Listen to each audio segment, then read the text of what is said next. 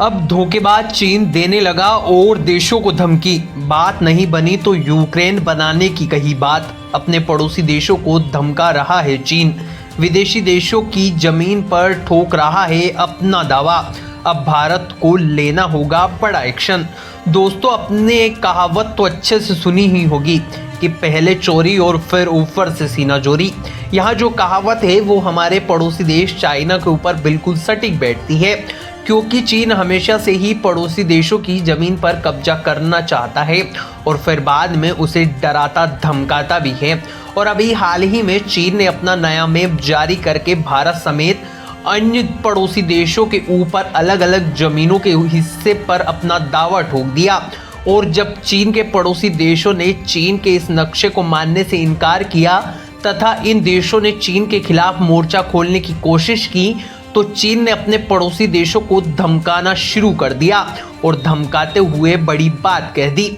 जी हां दोस्तों, चीन के विदेश मंत्री की तरफ से सीधे तौर पर इन देशों को धमकी दी गई, जहां चीन के विदेश मंत्री वांग यी ने कहा कि दक्षिण पूर्वी देश को सतर्क रहने की जरूरत है, क्योंकि यदि वहां बाहरी ताकत के दबाव में आ जाएंगे तो एशिया में नया यूक्रेन बन जाएगा। यानी कि चीन के विदेश मंत्री ने चेतावनी दी कि दक्षिण पूर्वी एशिया की आम भाषा में कहे तो दक्षिण चीन सागर के देशों को बाहरी शक्तियों के बहकावे में नहीं आना चाहिए, और अगर वहां बाहरी शक्तियों के बहकावे में आते हैं तो चीन उनके खिलाफ प्रोटेस्ट नहीं करेगा और उनके खिलाफ कार्रवाई करेगा, क्योंकि जैसा यूक्रेन का हाल हुआ है वैसा ही दक्षिण चीन सागर के अंदर इन देशों का हाल चाइना की तरफ से किया जा सकता है।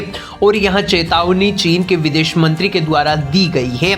यहाँ पर चीन के विदेश मंत्री की तरफ से बाहरी शक्तियों का मतलब अमेरिका से है, और अमेरिका को देखते हुए चीन सागर के देशों में चीन की तरफ से यहाँ चेतावनी दे दी गई है।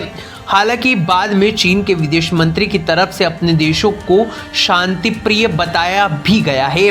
हालांकि बाद में चीन के विदेश मंत्री की तरफ से अपने देश को शांति प्रिय बनाए जाने की भी बात कही गई है। अब सभी की सीमाओं का सम्मान करने की बात भी चीन के विदेश मंत्री ने कही है।